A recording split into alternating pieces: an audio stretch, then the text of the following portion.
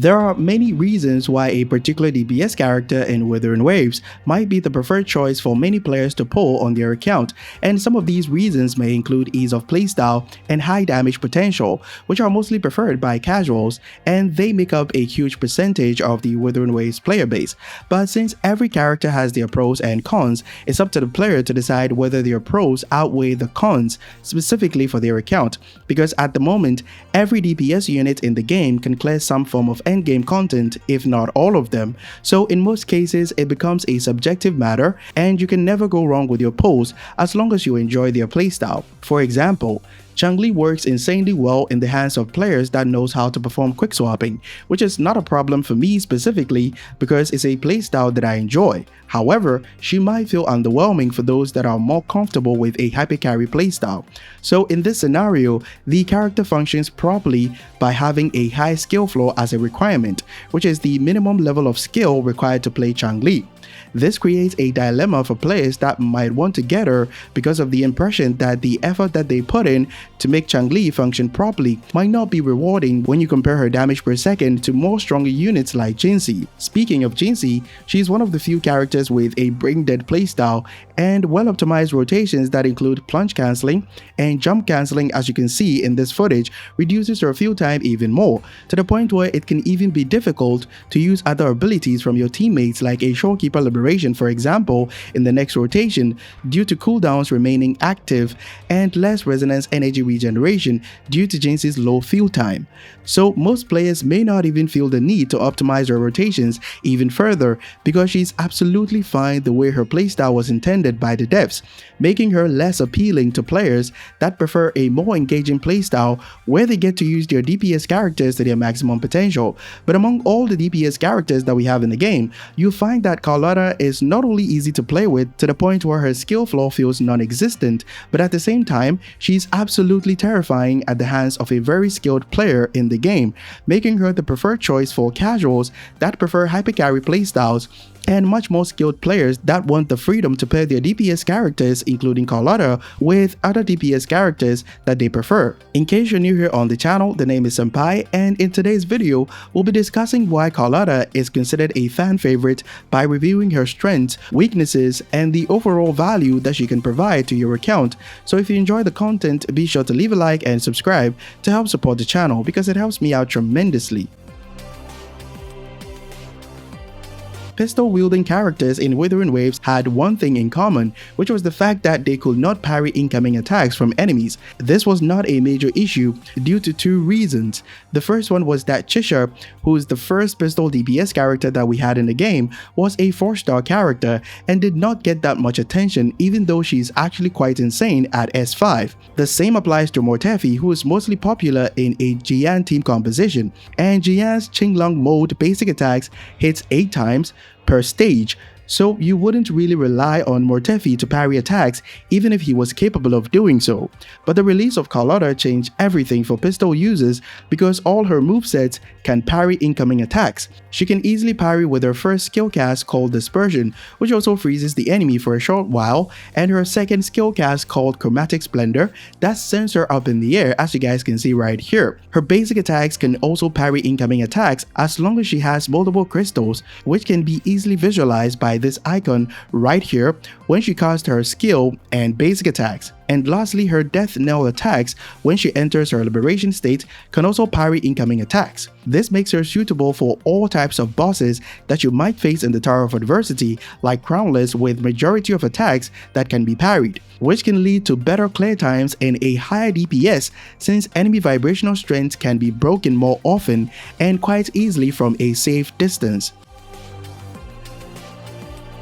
Speaking of safe distance, Carlotta can attack enemies from crazy distances without moving due to her long-range capabilities, which works insanely well against bosses that always move away from you, like Fallacy of No Return that loves to torture you by taking you up to the skies, which can be very annoying when using close-range DPS characters like Jian, Camellia, or Zhang Liao. But being able to attack enemies from far distances not only saves you time that you would spend to chase them down, but it actually helps you in more ways than you might think. Shorekeeper provides crit rates and crit damage from her liberation animation, which can increase your damage quite significantly depending on your build. But these buffs are limited to a certain area, so chasing enemies down could make you lose these buffs in the process if you go out of Showkeeper's Stellar Realm or her Liberation Circle in simple terms. With Carlotta, you can simply stay in the circle and keep spamming attacks to send the enemy to the afterlife. On the topic of comfort, she also has one of the most brain-dead playstyles in the game, and her rotations are very easy to replicate, making her a suitable choice for casuals. Essentially, all the player needs is to use 2 skill casts to fill her forte stacks, one at the beginning of the rotation which gives you 25%, and the last one after an intro skill from your sub DPS buffer, which will fill the remaining 75% to fully fill her forte stacks and grant you huge multipliers on her damage sources after casting her Liberation. The player can then use her forte circuit by holding the basic attack button, which regenerates a decent amount of resonance energy, and then cast her Liberation to enter her special state, where all you need to do is to spam basic attacks, and that's pretty much it.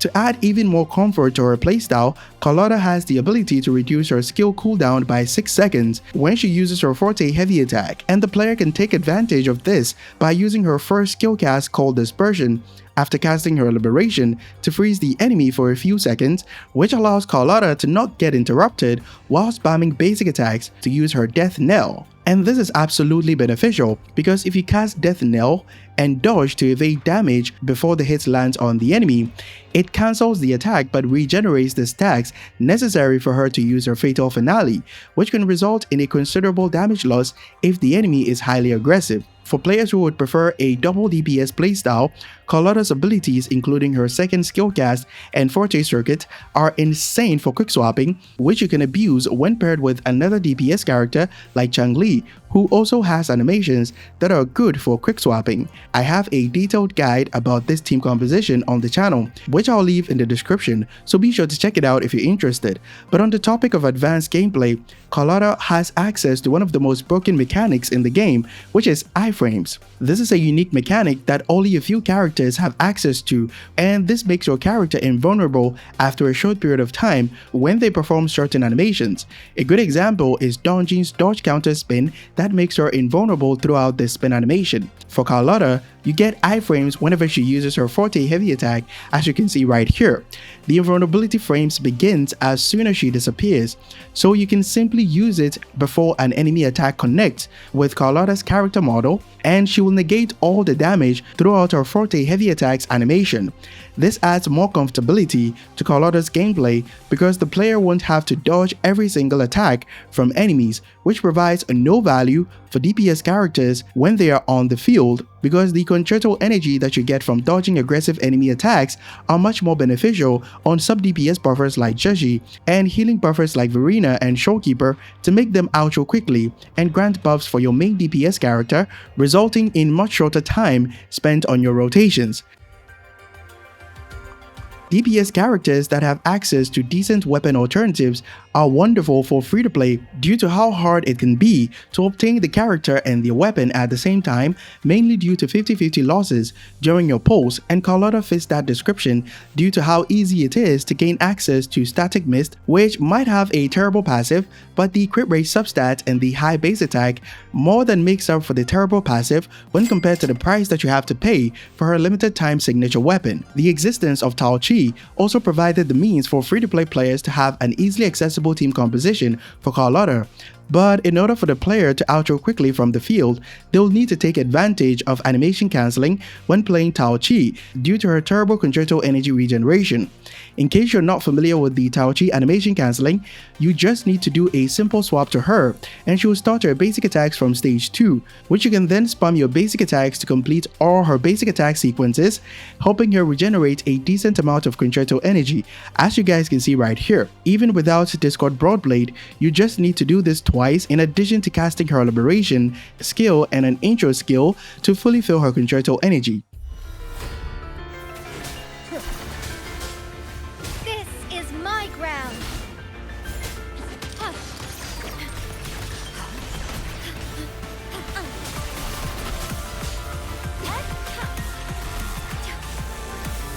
Astral modulation. I got your back.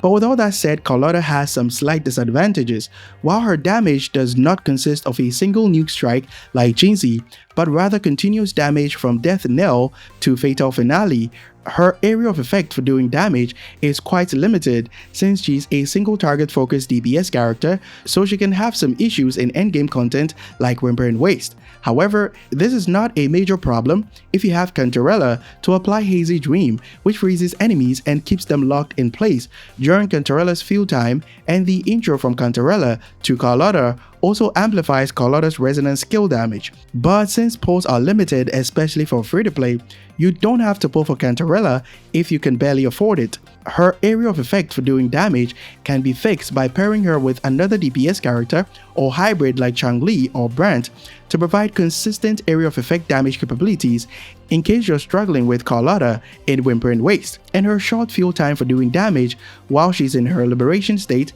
actually synergizes really well with other DPS characters that the player might pair with Carlotta, since the low field time on Carlotta means low downtime on the other DPS characters' abilities like skills, forte circuits, and liberation, leading to faster clear times in general. So you can see that Carlotta's pros far outweigh her cons or disadvantages from an objective point of view. Hence, you can never go wrong if you decide to pull for her on your account, regardless of the type of player that you are, whether casual or much more skilled to the point where you can abuse animation cancelling to perform quick swapping. That'll be all for my in-depth and updated review of Carlotta. Hope this video provided value to you, and if it did, leave a like and subscribe to help support the channel because it's free and you can always change your mind. Be sure to also join our Discord community if you're having any issues with the game or you just want a place to chill or hang out. Link will be in the video description. Catch you guys in the next one. Bye bye.